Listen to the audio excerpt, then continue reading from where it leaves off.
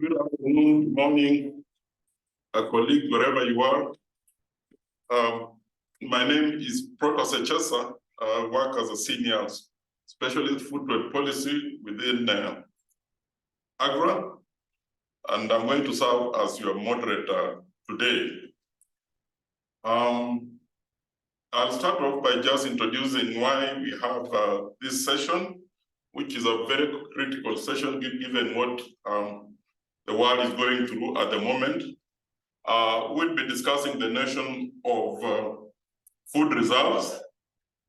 And as we all know, policymakers have historically looked to reserves for several objectives in mind. For example, to correct the basic market failure or the aggregate food markets, to smooth out volatile prices, to complement or replace the private sector, to prepare for food emergencies, among other objectives. Of late, I think we are all aware that the idea of food reserves has resurfaced in the mainstream food security dialogue with increasing frequency and emergency of new shocks. I think we are all aware about what the world recently went through in terms of the COVID-19 pandemic. We are now facing a geopolitical crisis like the Russia-Ukraine crisis, and of course the issues around the impacts of climate change, which have made this instrument, food reserve, extremely valuable under these shocks. In Africa, we have had a lot of countries implementing food reserves, but we have very few cases of few of the reserves in Africa are judged to have been successful, and it is common to hear the experience of them being dismissed as a policy failure. Now, it is because of this reason that AGRA, with the request from ECOWAS Secretariat, provided technical assistance through the University of Ghana's Institute of Statistical, Social and Economic Research to support in the diagnosis of the ECOWAS SGR operations and management. So today, we'll be listening to some of the outcomes of what these consultancy brought out, but more importantly, I think we are here to discuss, to enrich the recommendations of this discussion, this study, but also to try and see how best we can take the recommendations forward. Today, we'll start off with we're supposed to have a minister giving us a keynote speech, Deputy Minister of Food and Agriculture in Ghana, but we have just been informed at the moment that he has been called to a cabinet meeting. So we may have to skip that session. We'll launch straight into the presentation of the findings of this study around the ECOWAS strategic grain reserve operations.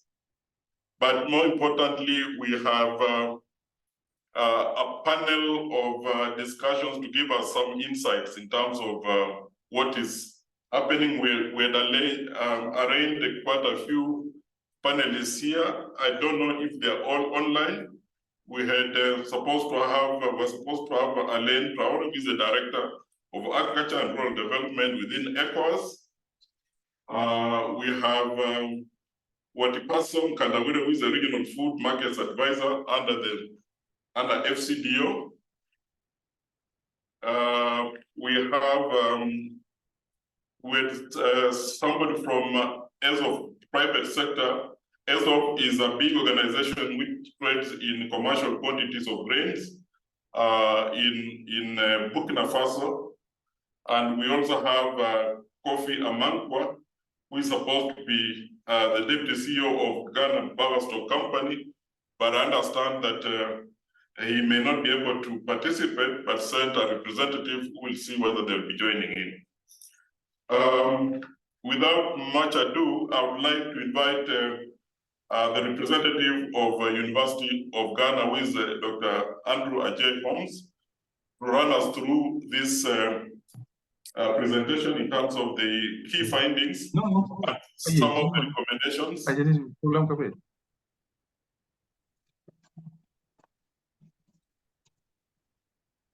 And I would like to hand over to you, Andrew, if you are ready to run us through.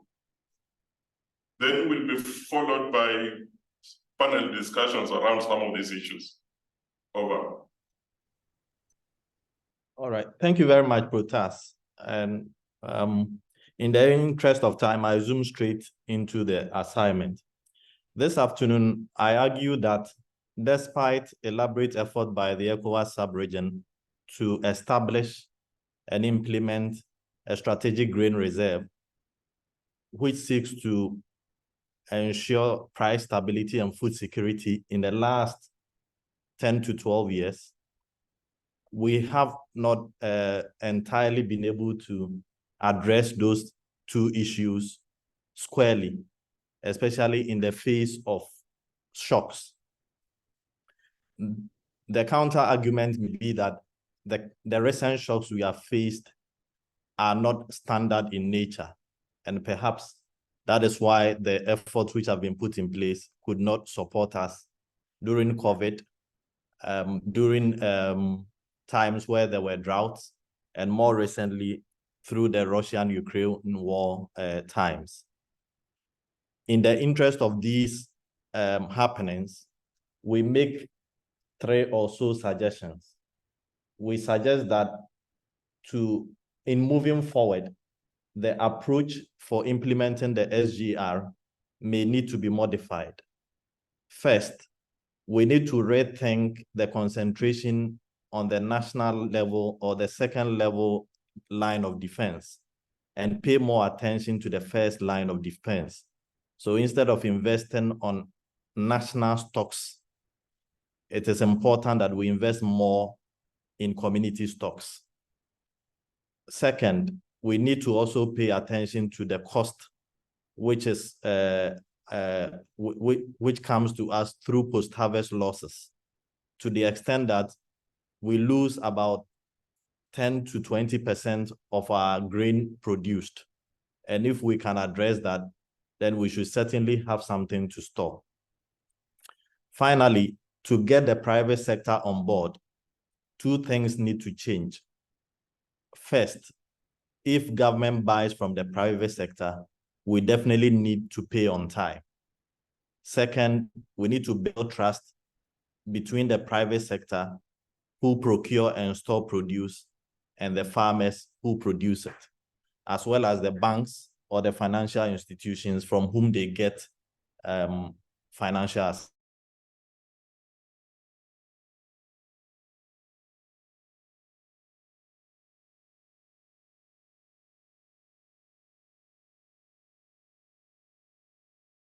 assistance.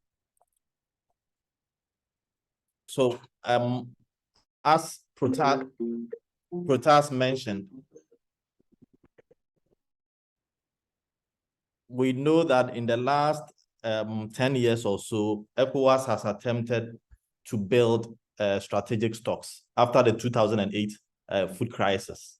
And in fact, between 2010 and 2012, they began what we call baseline studies to see the feasibility. So by 2015, we were ready to take off.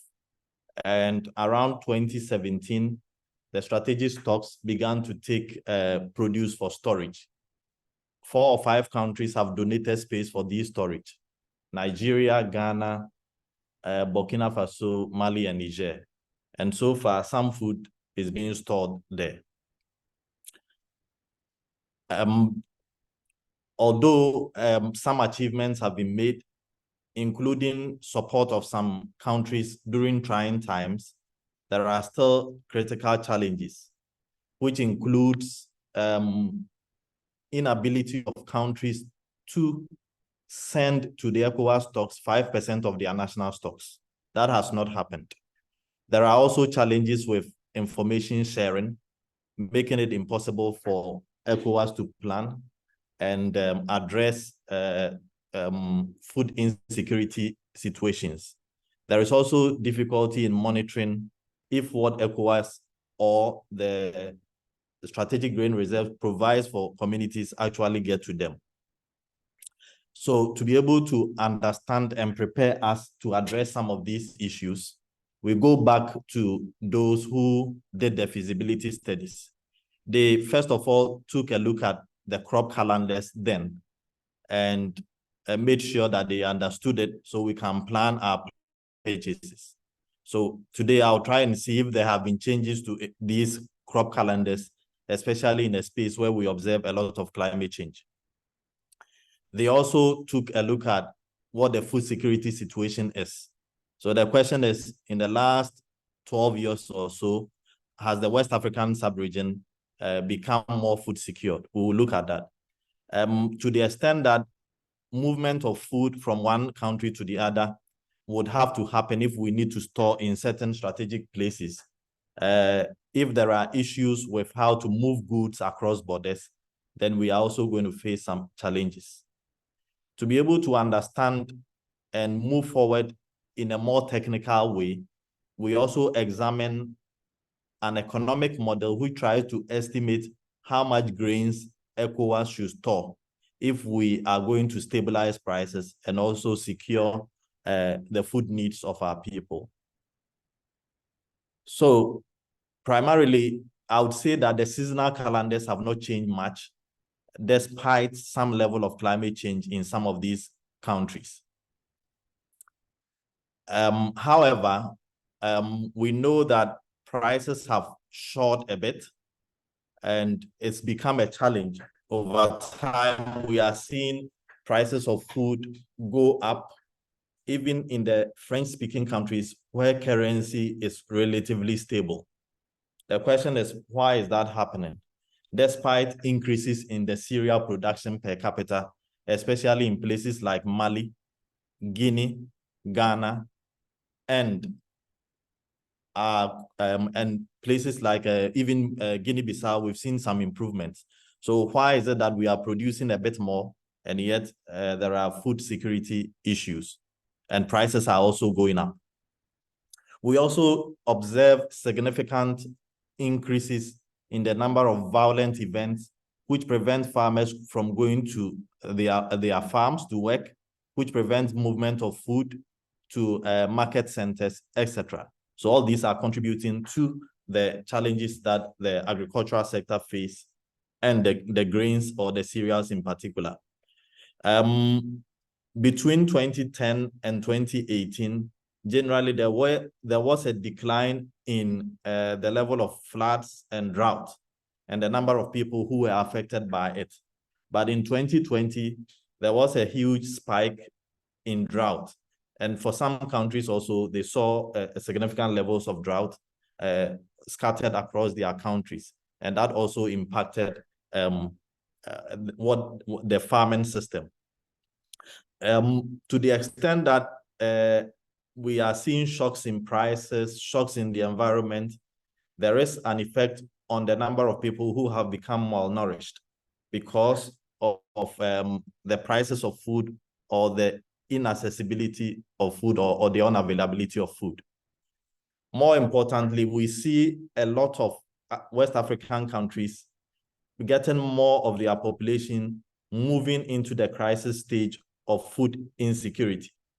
So if you take a country like Mauritania, in 2021, we could argue that there were just about 6% of their population who were in crisis. But as of 2022, that number had increased, or that proportion had increased to over 14%. Similar occurrences have happened in Niger, Burkina Faso, and Benin. These are very critical issues of concern, meaning that food security or insecurity is rising, and we need to pay attention to that. So one of the ways that we believe we could have addressed food insecurity is for food to move from places where there is enough to other places where there's a limited supply of the food. But the trade flows in West Africa continue to be plagued by significant barriers, tariffs, and corruption, dishonesty, etc. And those issues have not changed in the last decade or so. And there's very little that we have been able to do about that. It's important to note that although other regions of the world are seeing reductions in the compliance cost for exporting goods, that of sub-Saharan Africa, including West Africa, continue to be stuck at the same point. And there's no evidence that that is going to change. And that is of concern. So with all these barriers and challenges, we don't expect food security to be better. There's also several regional agreements which have not been implemented to its fullest or properly. Challenges with infrastructure and logistics. You cannot move from one West African country to the other with railway transport. It is not in existence. So how do we cut produce from one place to the other? And in fact, around 2018 or so, when one firm in Burkina Faso got a contract to supply grains to the ECOWAS strategic reserve in Ghana, they got their goods stuck at the border for several months without getting clearance to enter. So all these issues continue to plague the region. So if ECOWAS is struggling to move goods from one place to the other, you can imagine the challenge that a small trader will face if they want to do a similar thing. So it's not surprising that we are seeing these levels of food insecurity occurring in the face of COVID-19, droughts, and the Russia-Ukraine war. So to be able to establish some level of understanding of what we need to store if we are going to secure our welfare through management of our stocks, ESA set out to run a model which considers our demand, considers our shortfalls, and the shocks that we observe to estimate how much grains that the entire West African community needs to store. And when I talk about grains, I'm referring to maize, rice, millet, sorghum, and wheat. So overall, we go through this model and establish that if the cost of storage is zero, that is, if it is a financial stock, then approximately by the 11th year, we should be setting aside around 18 million metric tons of grains to ensure that there is price stability in the region and there is also food security. But we don't need to start with that amount. We can start slowly from a level of about 5.5 million and gradually move it up. But if the cost of storage goes up, let's say to about 20%, then we would have to consider how much we can store. And at the peak, we should store around 15 million metric tons to ensure that whenever there is crisis, we are able to release enough to our population. We also produce a schedule for the different countries as to how much of each of the commodities they should store. So if you take a country like Nigeria, which has a bulk of the population in the West African sub-region, we expect that they will store the most of all the foodstuffs, nearly 7 million metric tons. And this needs not to be stored in one place, but some at the state level, some at the local government level, and some at the village level. If they are able to store this and make 5% available to the ECOWAS storage facilities, then automatically we should be secured. But as it stands now, many of the countries do not have enough food stored in their warehouses. So how many vulnerable people are there within our system? There are quite a number.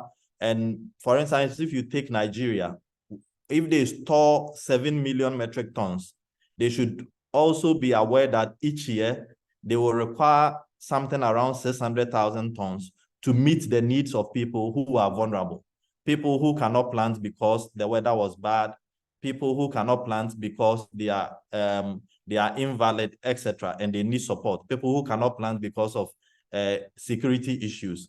So they need to store the 7 million for price stability and entire country food security issues, but should be aware that the vulnerability incidents within the countries require that they make some of these foodstuffs available per annum. So we want to store nearly 18 million tons over a period of 11 years, get to that peak. But perhaps government cannot do all that alone. So how do we bring the private sector on board to support us to do same? We discussed some of the issues which are emerging from our 4 case studies undertaken in Ghana, Burkina Faso, Nigeria, and Senegal. So we ask questions about the quantity and quality of infrastructure.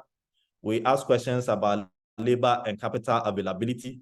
We ask questions about the models of partnerships which are emerging and the challenges thereof, and then the capacity of the private sector to supply whatever the public or the government may need. We take this in turn. So thinking about infrastructure, the quality and quantity. In Burkina Faso, we do have a mix of very good and bad warehouses. Although very old, many of them fall in the good condition category, and they are being used to support the food storage architecture within that country. In Ghana, we also have a mixed bag, but recently, investments in the one district, one warehouse has brought on board nearly 80 new 1,000-ton capacity warehouses across the country. These are warehouses which have been built at the district level, and they have been added to the older stocks that Ghana already has. Nigeria has quite a number of silos. They also have some warehouses, but some of the silos are not in very good condition. And recently, some of them have been released to the private sector to use under some kind of concession and agreement. But there are also very good condition warehouses and silos which are being used by the government in Nigeria to store food.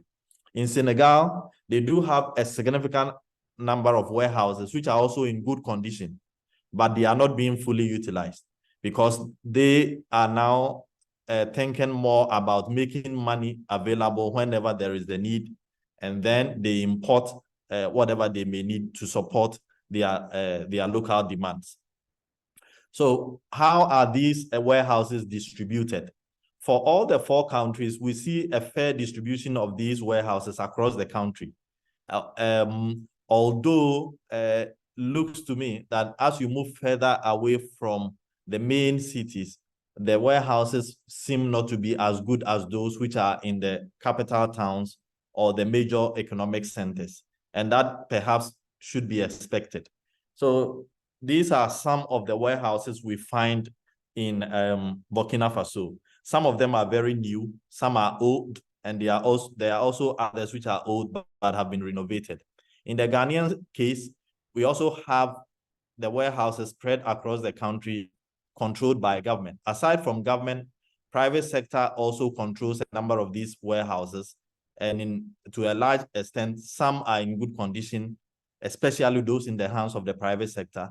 But there are a significant number of warehouses owned and controlled by government which needs attention in terms of renovation. So if you take a look at the very first warehouse on our left on the screen, there seems to be a crack, and we've observed quite a number of them which are not in good condition. The second one looks quite okay. The third has been renovated recently, and it looks very good. The fourth one is a warehouse which has been allocated to the ECOWAS sub-region in the northern part of Ghana.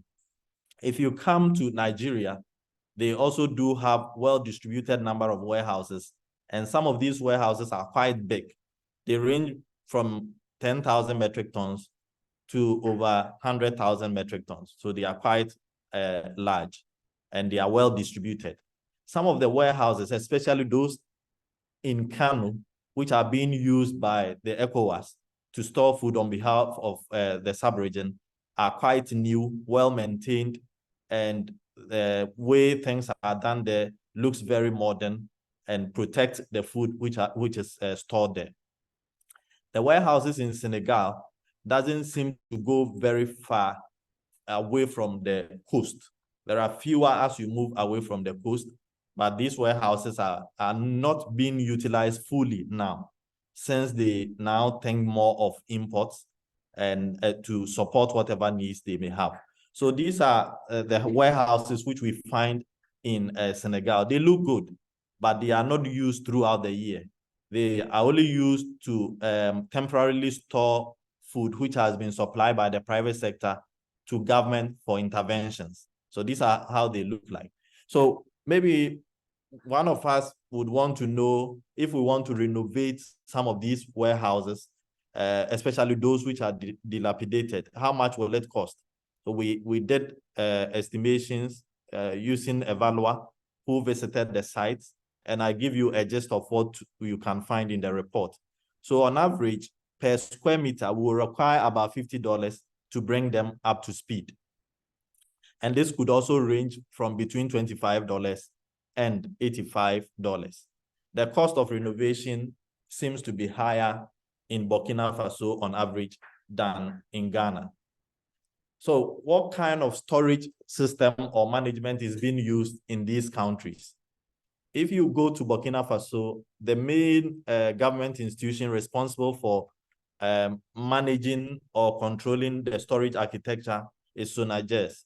To a large extent, it is public sector intensive, but works with farmer-based organizations and villages to mobilize stocks. Evidence of some reserves, but way below what is required or way below the capacity of the warehouses available. In Ghana, we also have the NAFCO, public sector led, but significant evidence suggests that they partner with the private sector for mobilization and independent private sector, which is also doing quite well. Reserves for price stability and food security, not very significant. Many of the warehouses seem to be empty, and once we have resources, I'm sure they could be filled. Nigeria has a lot of leverage in terms of the public sector when it comes to the infrastructure. But recently, as I mentioned earlier, they've released some of these infrastructure to the private sector for use. They have built up some stocks, over 100,000 metric tons, but that is still way below what we have estimated. And I'll come back to that. Senegal, as I mentioned, fiscal reserves, very low, warehouses available, but potentially or to a large extent empty. So the question is, what private sector models are evolving to help us procure or aggregate these quantities for storage? We find about 5 private sector models which are evolving, the public-private sector models which are evolving. We have large firms which are supplying to governments and the ECOWAS, and we find evidence in Burkina Faso. We also have licensed buying companies supplying to third-party clients on behalf of government, and we find this in Ghana. We also have grain merchants who supply to governments in Senegal. We have commodity exchange in Ghana and Nigeria. We also have private sector-led warehousing receipting system in Ghana. So if you take the large firms supplying to government and ECOWAS, an example is ESOF, and hopefully the director is here to contribute to our discussions today. They have very large operations and they respond to requests from national and regional governments. They aggregate from producers and store for sale at a later date. Their attention is not to support the vulnerable. They are into business and they sell to government. So the main challenges they talk about are where aflatoxin tests are carried out. So if they are to supply to ECOWAS, they have to transport the produce to ECOWAS warehouses before aflatoxin tests are carried out. If the aflatoxin test is carried out and it's not up to standard, they would have to take it back, and that comes at a cost. They also talk about movement of goods from one country to the other, which can be very challenging. The paperwork, the delays sometimes cause the produce they are moving across countries to get damaged, and that is of high cost to them. And to our knowledge and from interactions with them, some of their clients do not also pay on time, and that is very concerning. So in Ghana, we do have licensed buying companies who supply to third-party clients on behalf of government. So for instance, the government is undertaking what we call the school feeding program, or the free senior high school program. Here, the government does not go around buying the produce to supply to the schools, but they contract private firms to do it on their behalf. But they try and set the prices at which they should buy from the farmers or producers. So there are significant challenges related to delayed payments, which is of concern to the private sector. There is also variation in the price received from government and what the producer receives. So there is some evidence and some allegations that private sector people take the money from government and pay less to producers. This issue also needs attention if the sector can grow. In terms of grain merchants supplying to governments in Senegal and Nigeria, we do have medium to large scale ones who respond to tenders or bids. When the price offerings are bad, many of them decide not to participate. They supply produce for interventions or storage purposes, as the case may be. What are the challenges? They argue of very slim profits, and sometimes you have to know somebody before you get the contract. And this can be very disturbing. So one of the things they are asking for is clarity in the assessment and qualification for suppliers, so that there is no doubt about what makes one company qualify and the other does not. Movement of produce from production centers can be very difficult. There are illicit payments on the way. There are charges which are not clear, and sometimes before you get to your final destination, your cost has been ramped up to the extent that you cannot make any profit. In the case of Senegal, where some of these firms import the produce from abroad, it's quite difficult to clear them because the port is becoming quite congested. So they have asked if something could be done about the clearance system to ensure that you can take the goods out of the port on time. What is happening with commodity exchange in Ghana and Nigeria? They are also private companies, but in both cases seem to have been capitalized by a government. They have trading platforms, producers register, send their produce to the warehouses, and they are graded and they receive their receipts. Somehow the cost of storage is so high, and it has become deterrent to some producers from taking their produce there. The time taken for produce to be sold is sometimes also very long, and it delays the farmers and prevents them from getting their money on time. The receipts they receive was supposed to help them access financing from some financial institutions, but many of these financial institutions sometimes refuse those receipts and are unwilling to use them as collateral. There is also a fifth model evolving, which is private sector-led warehousing receipt system. So usually consortium of firms, banks, and producers come together. They certify certain warehouses and ensure that the produce kept there are in good condition all year round. They issue receipts to producers, and they are supposed to be valid as a collateral. So what we find is that some warehouse managers are alleged to be writing the receipts in their own names. And so the farmers who have brought them there do not have the receipts, the necessary receipts to use as collateral. Some of the banks, as I said earlier, also refuse the receipts as collateral. There's also some evidence of trust issues, and the cost of storage is also a deterrent.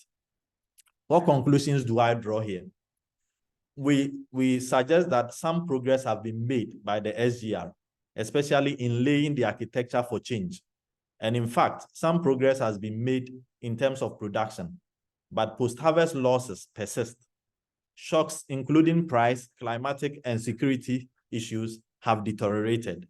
These shocks have increased the vulnerability of citizens of the sub-region, and hence it has put them under pressure when it comes to food security. It is obvious that the price stability and food security outcomes envisioned by the ECOWAS SGR has not been nearly achieved.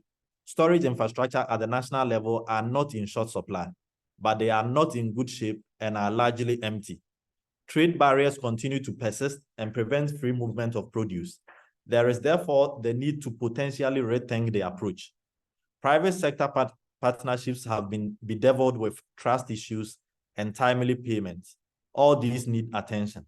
Based on the economic model, the sub-region needs to store and maintain stocks of at least 15 million metric tons at all three levels of defense. That is the first line, the second, and perhaps the third. What is the way forward? First, we believe that we need to curtail post-harvest losses to levels which are found in Mali, and that can help us build up the necessary stocks. If you take the average of post-harvest losses in West Africa, for maize, for instance, it's around 18%. But when you go to Mali, the level is around 15%. They should be doing something special. And I think other countries may have to learn from. And we believe that these are open ends for additional research to find out what exactly is going on in Mali that is not happening in Niger or Mauritania, so we can take a cue from there. In the short term, we make a second proposition. We also find that post-harvest losses for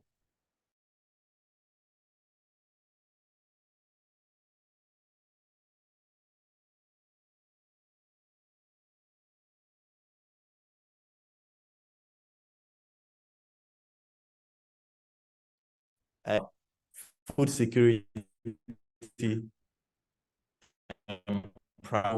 when you check some of the policy support for crops, if that many of the go to crop maize.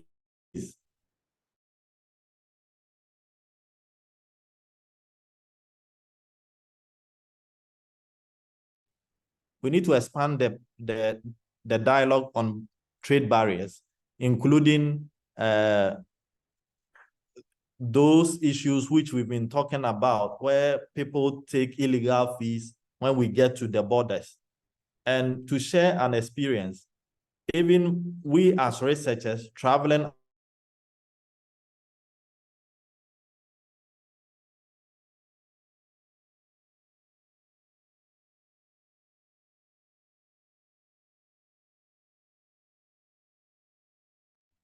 across hill, they took money before our cow to pass.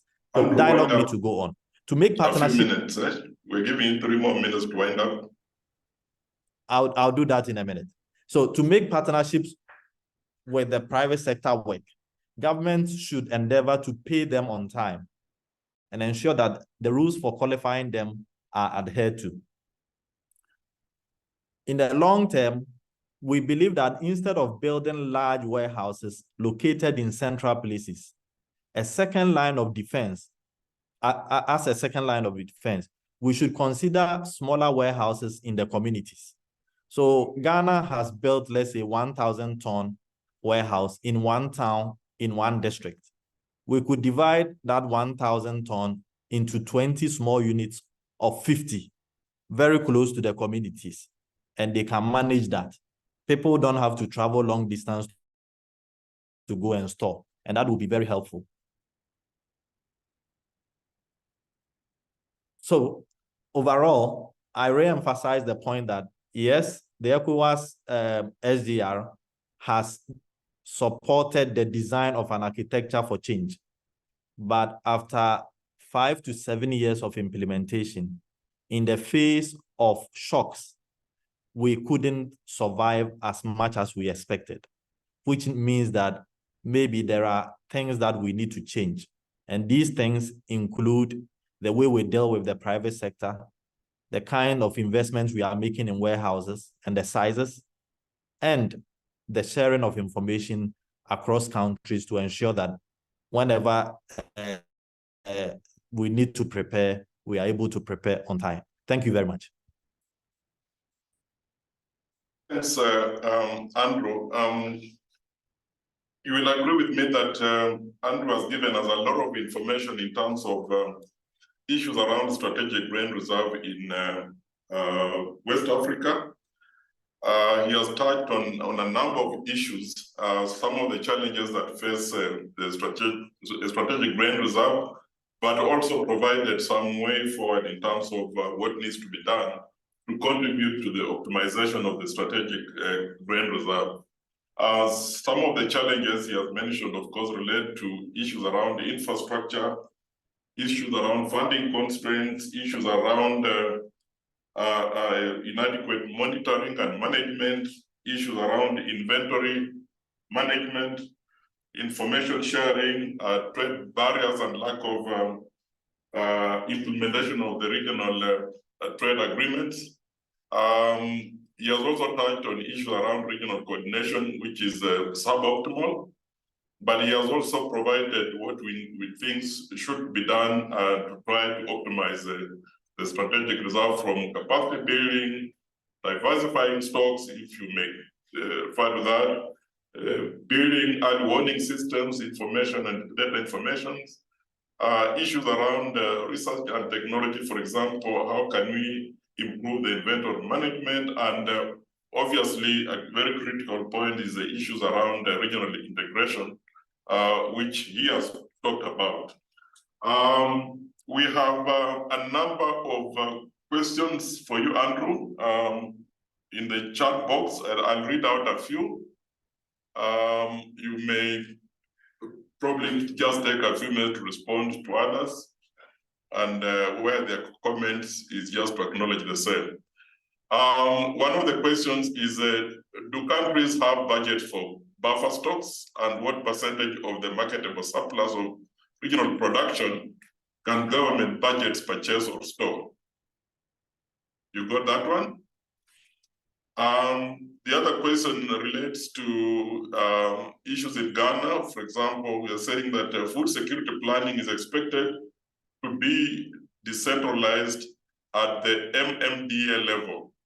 Will it not make sense that buffer stock should be decentralized at that level? Their capacities could be enhanced to manage the process as against the huge national and regional level stocks. There's also a question around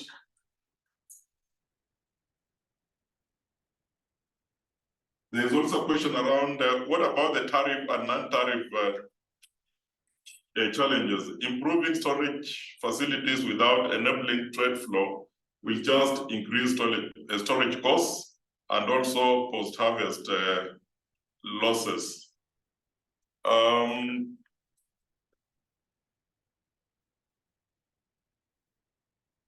Andrew, the other question relates to what is the global standard in food stocks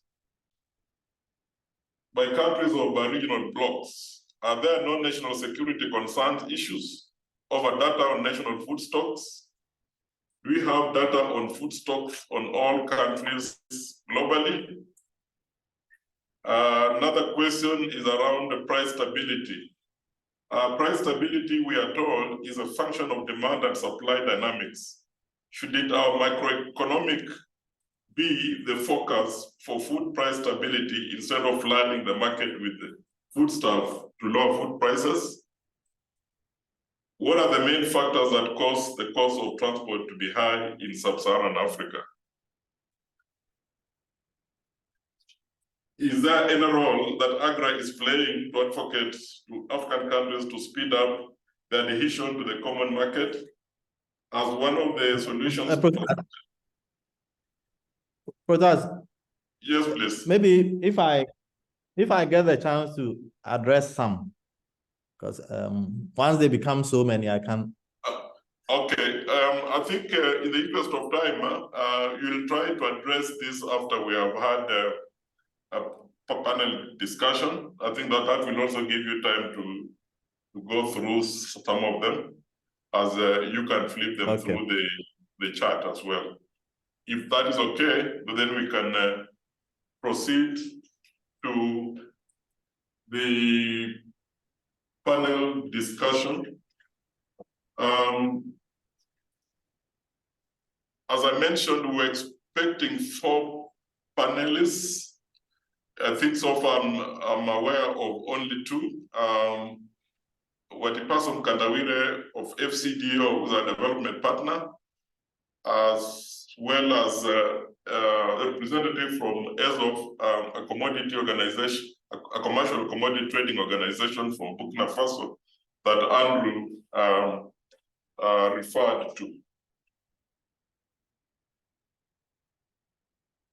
Now, I'll start off with Watipaso. My first question to you is, today in 2023, there is an increasing assertion of the primacy of international trade as a food security tool being heard in policy debates. From your perspective, what should African governments do for this assertion to be realized? In other words, what should they do to fully integrate into global agricultural trade, including deepening regional integration? Over to you, Watipaso. Thank you very much, Protes, and also thanks to the organizers, Food Trade Coalition, for organizing this session, which is very important, and thanks to Andrew for that elaborate presentation and with a number of thought-provoking comments or presentation or way forward. Addressing specifically to your question, I think also maybe just to mention that as the UK government through FCDO, we are happy to be associated with the support of this ECOWAS strategic grain reserve, because we take the issue of food security very seriously, knowing the direction where we're going, looking at Africa as a continent with a huge demand of food in the coming years as the population grows. So the issue of trade becomes quite vital. I just want to mention a couple of things. One is definitely we cannot talk about trade without looking at increasing the food production itself. So we know that that's where some of the challenges are coming from, that our production levels and our productivities are very, very low. And therefore, it's critical that governments and stakeholders in each of the countries try to find ways of increasing that production, but not only increasing production, but ensuring that that production is not just for storage, it's for being passed on into the market, because those who are producing, let's assume they're smallholder farmers, they're private sector. So if private sector's role is to create wealth, the production is not just for eating, someone has to make money out of it. I think Andrew also mentioned some of the challenges that that the strategic grain reserves and private sector participation are facing, which is the availability of the infrastructure. And indeed, if we are to enhance that trade within the African continent, we all know about how we should reduce our transportation costs, how we should ensure that the facilities for storage not only available, but are in condition that food which is kept in those storage spaces is safe to be consumed, as well as available to be traded in a manner that it is competitive. We've seen situations where we know that importing the food which is available in Africa is more expensive than importing from outside the continent. So how do we make not just that food available after producing, but available to be accessed by the population or the deficit countries at a cost that is competitive? I think it's also important that we look at some of the vital issues in terms of how the policy issues are dealt with, in terms of the countries themselves taking ownership of the policies which stimulate production, but as well as stimulate the trade transactions themselves. Maybe let me mention one vital thing, which I know that us as FCDO are working with AGRA and other stakeholders, which is the issue of data, availability of data and market information. We can make, I think one of the issues raised by Andrew as well was the fact that market information or information between countries to be able to maintain the strategic grain reserves at a regional level, market information has not been flowing from the member states to ECOWAS itself. It's not only just about having data, but the ability to make that data accessible or shared accordingly for people to make informed decisions.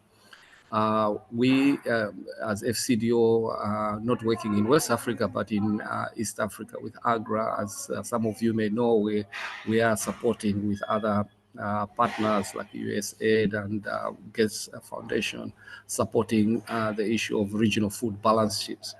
The whole idea is that we have to know. So you might have warehouses which are storing a lot of grain, but if no one knows where that grain is, what its usage is, and what is available for trading or for use in the internal market, it doesn't make economic sense at all. So regional food balance sheets, but with data or information that is close to time of those transactions is very important. We should be knowing about what grain is available, where, and who holds it, and at what price. So such infrastructure, not only physical but soft infrastructure like data, is so important. The point that I'm trying to make is that I think it is critical that all these barriers where countries know that is under their control, they should try to ensure that there is stimulation and provision of the infrastructure or changing of policies that facilitates for the trade to take place. The last point I want to make, and which is, I think, very critical when it comes to looking at trade, is how do we streamline or how do we mainstream trade into everything that we do, whether it's humanitarian. There has been an element of where humanitarian decision making in governments are not related to trade. Trade is quite critical, as we saw that even if you put grain in strategic grain reserves, somebody has to that grain has to be bought from somewhere. So the availability of private sector to be able to target those markets as strategic grain reserves or external markets across borders is quite critical. So how do we mainstream trade in humanitarian? How do we ensure that the wider development issues are incorporated within our agenda to make trade possible? So whether it's health issues, whether it's corridor issues in terms of transportation, whether it's other issues that affect the ability to support the food security agenda. So, Mr. Moderator, I thought I should raise those important issues that from our side we see as critical for African governments to start integrating within their policies so that they can ensure that they are part of the supply chain, but using their policies to stimulate private sector to be able to engage in trade for the grain sector, which serves the food security agenda. Let me stop there. Thank you, Mr. Moderator.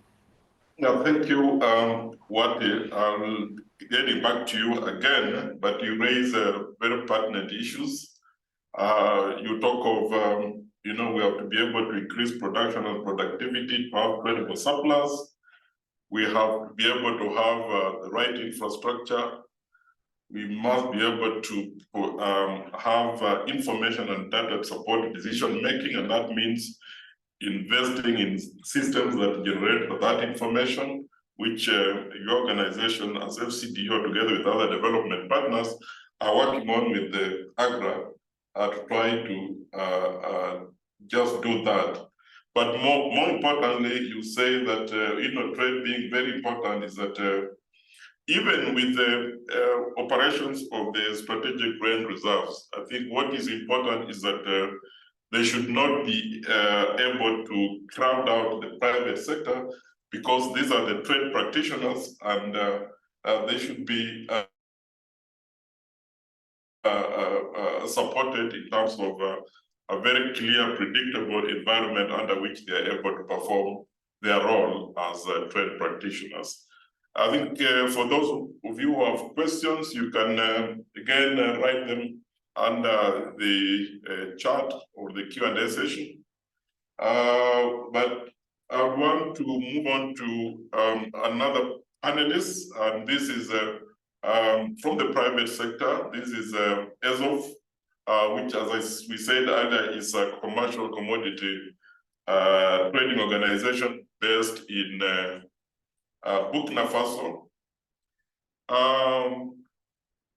Director, I think we have heard through the presentation that there's an issue. There's a really big challenge of food losses, and partly that is attributable to the incidences of aflatoxin in the region.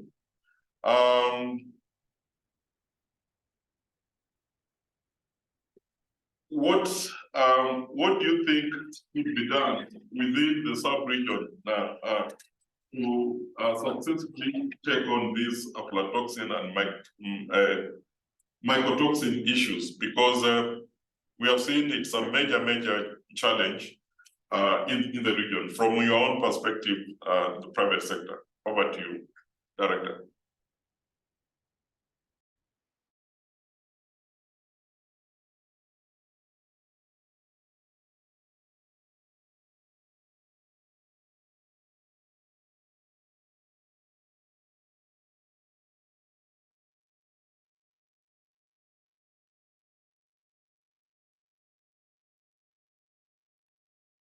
Are you there, Omar?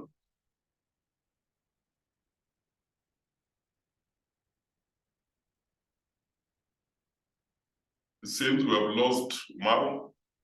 Do you have anybody? I think he's there. So yeah, he's there. Did you get the question? Maybe we can also ask Hida to pose it in French for him or something like that. Hida, please, can you pose the, maybe Protas can repeat it and then you pose it in French for Umar. Yeah. Yes, please. We were saying that the incidence of aflatoxin in West Africa is a major concern to many ECOWAS member states, where we have generally deficit in terms of policies and manpower and equipment to tackle the issue. So what we're asking is what should be done to deal with this menace of aflatoxin? Allô, Monsieur Zograna, vous êtes là? Yes, we can hear you. Zograna, Oui, vous êtes là? oui, bonjour à toute l'Assemblée. Bonjour, comment vous allez, s'il vous plaît? Ça va très bien, merci. Et vous-même? Ça va bien, merci. Il y a une question que vous ai adressée par rapport au problème de l'aflatoxine. Ils disent qu'il y a certains problèmes qui sont liés aux politiques, à la main-d'œuvre et l'équipement. Selon vous, comment est-ce qu'on pourrait, de façon, disons, comment est-ce qu'on pourrait attaquer ce problème-là si on veut que ça soit une réussite? Allô? Allô? Monsieur Zograna, vous êtes là?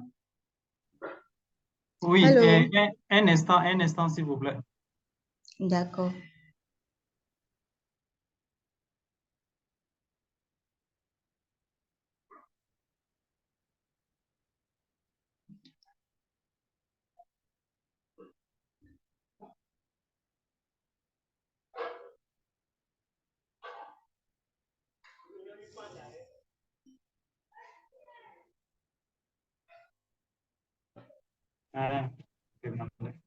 Allô? Allô, oui, vous êtes là? Oui, Voilà. Selon vous, comment est-ce qu'on pourrait s'attaquer à ce problème d'aflatoxine dans la sous-région qui constitue un majeur problème de tous les pays de la CEDEAO? Oui. Oui, je vous écoute, s'il vous plaît. Ok, bonjour madame, ça va bien? Oui, ça va bien, monsieur Zograna. Ok, sinon le problème d'aflatoxine, effectivement, c'est un problème sévère auquel vraiment ça nécessite à ce qu'on revoie comment on peut stocker nos céréales. Parce que c'est un problème qui touche tous les acteurs et que jusqu'à la consommation. Bon, donc, pour moi, je pense que la politique de contrôle de toutes les chaînes de production, c'est-à-dire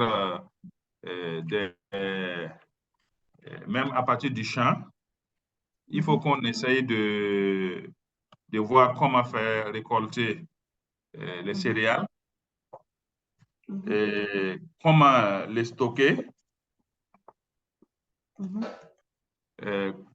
comment sécher et comment aussi les conserver aussi. Tout ça là, il faut que on essaye de sensibiliser les agriculteurs et les montrer, parce qu'eux, ils ne connaissent pas ça, ils ne connaissent pas aflatoxine, ils ne connaissent pas. Comme ils ne connaissent pas, vraiment, c'est difficile. Mais il faut qu'on les conseille comment conserver les céréales du champ jusqu'à le stockage. Voilà. C'est bon? Bon. Vous avez autre chose à ajouter? Oui, bon, je peux ajouter. Hein. D'accord, ok. Voilà, donc ce que je peux ajouter aussi. Par rapport à la main-d'œuvre et peut-être les équipements, qu'est-ce que vous pouvez dire? Par rapport aux main-d'œuvre, hein? Bon, par rapport aux main-d'œuvre aussi, c'est comme ce que j'ai dit. Main-d'œuvre pour faire quoi? C'est-à-dire pour... Voilà, si je peux avoir une orientation un peu. C'est-à-dire, si vous avez de la main-d'œuvre, vous avez besoin, quand vous êtes côté main-d'œuvre, depuis, disons, comment gérer l'aflatoxine depuis le champ jusqu'à la conservation? Est-ce que ça nécessite la main-d'œuvre? Ok, oui, effectivement, il faut qu'on ait des aides par rapport à ça. Aide. Parce que oui, parce que tu sais, les agriculteurs, il faut qu'on essaie de voir comment on peut les aider aussi. Parce que si on leur dit de faire certaines choses et même ils n'ont pas les moyens pour le faire, ils ne vont pas accepter vendre une partie de son céréales pour pouvoir faire ce genre de choses. Parce qu'eux, ils vont dire que non, ça ne peut pas se passer comme ça. D'accord, ok. Julia, Ok, are you merci, able monsieur. to summarize for us what the director just said in 2 bullets? Okay, thank you. Can I say what he has just said, please? Yes, please. Okay, you said that effectively the problem of aflatoxin is a big issue in the region, even in Burkina Faso.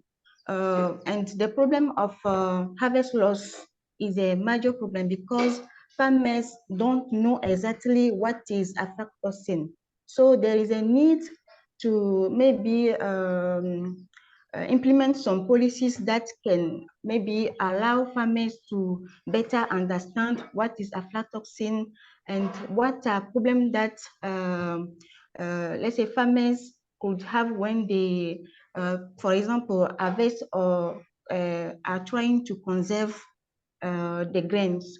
So they say that the first thing that they can do is to, let's say, to give some awareness to farmers about the aflatoxin and then to teach them how to reduce the loss, the harvest losses, and now how, for example, they can have labor or let's say some people that can help them when they are harvesting or when they are, let's say, conserving. Thank you. Thank you for that summary. We pick some points from there, the issues around having the right policies to deal with that problem. And the second issue is around capacity building, which is really, I think, needed in the region. In the interest of time, I want to go back to Watipaso just to ask him, just based on what he has had and the kind of challenges that we have seen around the strategic grain reserve in West Africa, what sort of partnerships should be forged to deal with these issues and also in ensuring that some of the recommendations that Andrew has talked about can see the light of day in terms of implementation. Over to you, Wati. Just briefly so that we can give the floor back to Andrew to respond to some of the questions. And if there'll be other questions for you, then we'll also give you space to just respond a bit. Yeah, no, I'll be very brief. Thanks for that. I think I think we need those partnerships at the continental level, and there is an opportunity now in terms of the post-Malabo discussions that have started. I think we need to really take this element of food security and strategic grain reserves and the way forward at that continental level and say what is required, because those partnerships start within the REX, the ECOWAS itself. If countries are not able to commit the 5% that was agreed, sending it to strategic grain reserves, already that partnership, the whole success element is compromised. So partnership at that level, government to government within the REX is quite critical, and it has to be harnessed, and there has to be commitment from the leadership. That's number one. Secondly, is at the country level. I think the public-private sector partnership between government and private sector will be critical. It has to be harnessed. There's always the issue of trust, which was mentioned. I think that can be created depending on whether governments are able to make predictable policies and private sector play their role. I don't subscribe and agree to the notion that somebody suggested, I think it was Liz in the chat, to say, why don't we go for why don't we have governments start buying directly from the farmers? We know what that will cause. Most of our grains are political crops, and we should accept that. And the government will never be the efficient player in that market to do transactions. So the partnership between public and private sector at a national level in terms of how they're going to treat food security will be quite critical. And last point I want to mention are the partnerships at the community level. I don't think community has the capacity to have their food, to have strategic grain reserves at their level. It's very expensive and it's very unproductive. That's not their role. But I think the partnership at that level with the community is about their ability in terms of their own storages, which should ensure that food is safe. And there is ability for private sector to reach out on the last mile to be able to collect and buy those products so that they are able to go onto the market, whether at a strategic grain reserve or goes to the market for trade. So partnership at the community level in terms of the linkages that will be required to ensure that the products are safe, but as well as they are accessible by those that are in transactions. That partnership will be very, very important. And I think in all cases, we should look at the context of where that partnership is going to evolve, the insurance of coherence, not somebody is pulling on one side, the other one is pulling on the other side, so that we're all on the same path, and the leadership of those who lead that partnership, which are critical in terms of ensuring that it is a smart partnership and there's a win-win situation for everyone within that partnership. Let me stop there, and I will take questions as before we conclude, if there are any questions. Over. Thank you, Wadley. I think in the interest of time, we'll want to give Andrew a few minutes, maybe 3-4 minutes, just to respond to some of the questions that came up during your presentation, and we'll take it up from there. Thank you very much. I can take two. If Millard, the representative of Mr. Mankwa, is online, then they can say something. I know he appointed somebody. Otherwise, then I go on. Okay. All right. So they are not on. Yeah, I'll take two of them. So there's a question on price stability should be demand and supply driven. That assertion is when all things are equal.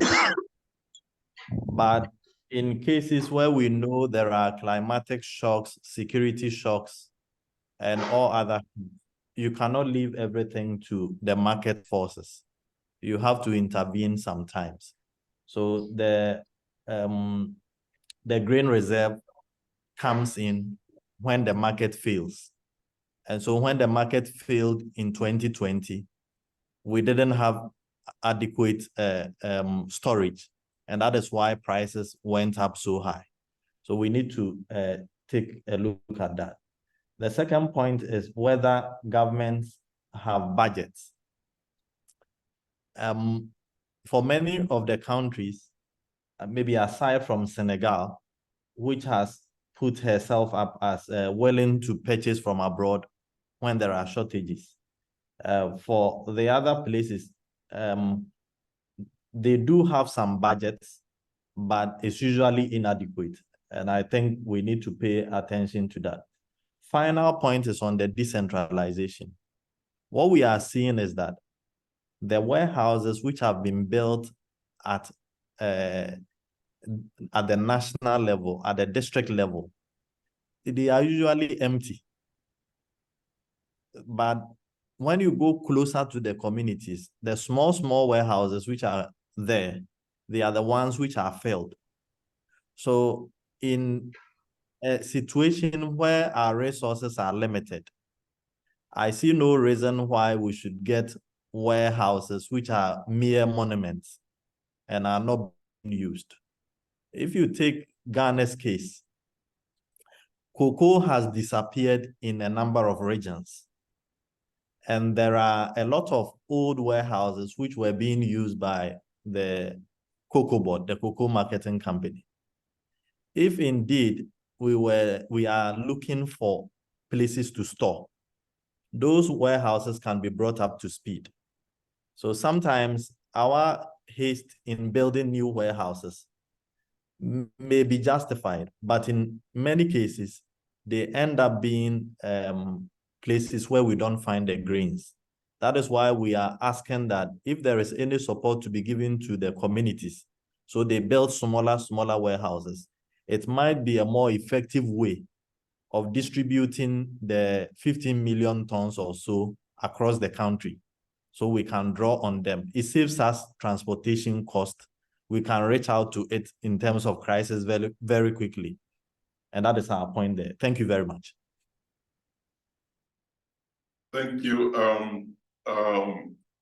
Andrew, I know we had quite a number of questions directed to you, but in the interest of time, I would encourage all the participants online, if they have other burning questions, just to channel them through the same channel that sent you invitation, so that we can be able to address them moving forward.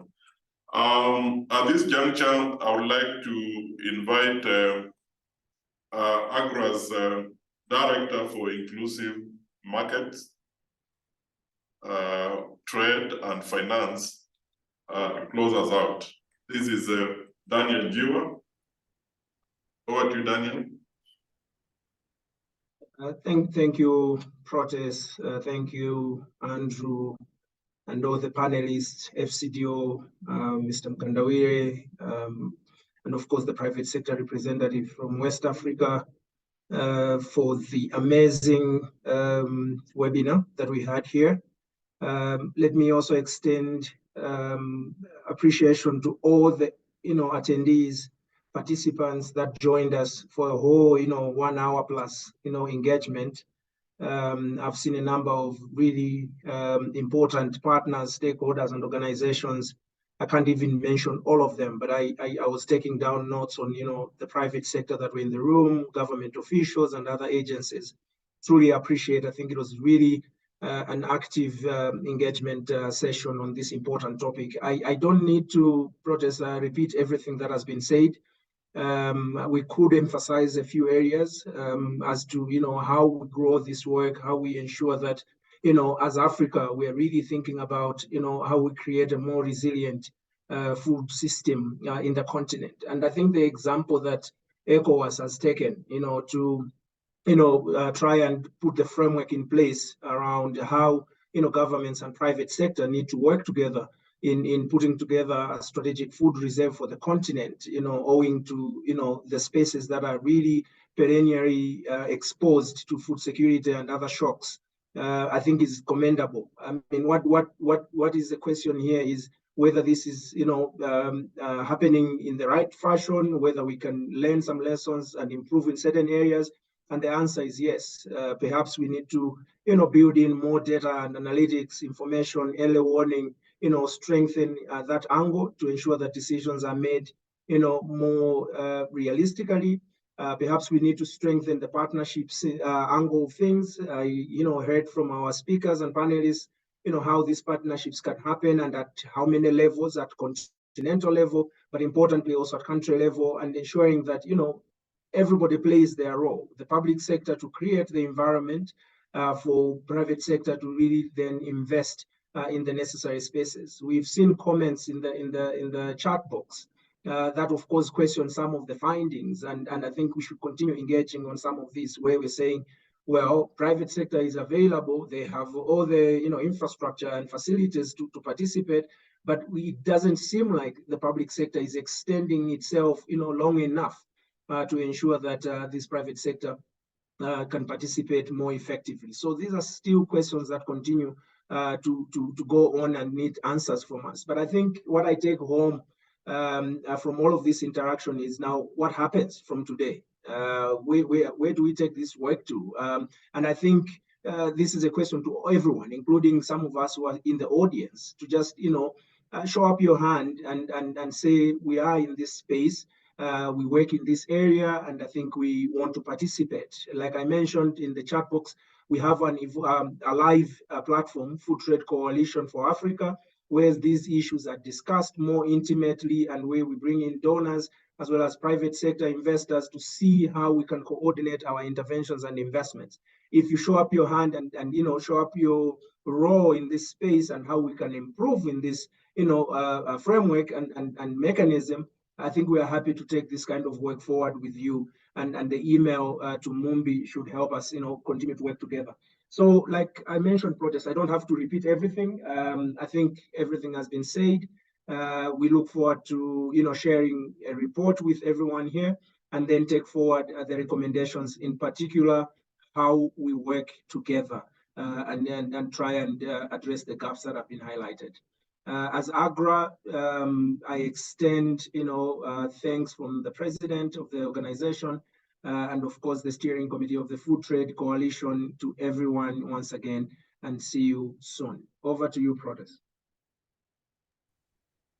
Thanks, Daniel. I think we'll end it up here. Just to echo what you have said, to thank the participants for sparing time to join us in this very important discussion of our food systems in Africa.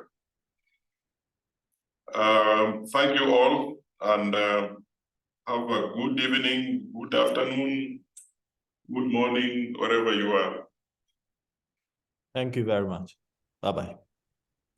Thank you. Have a good day. Bye-bye.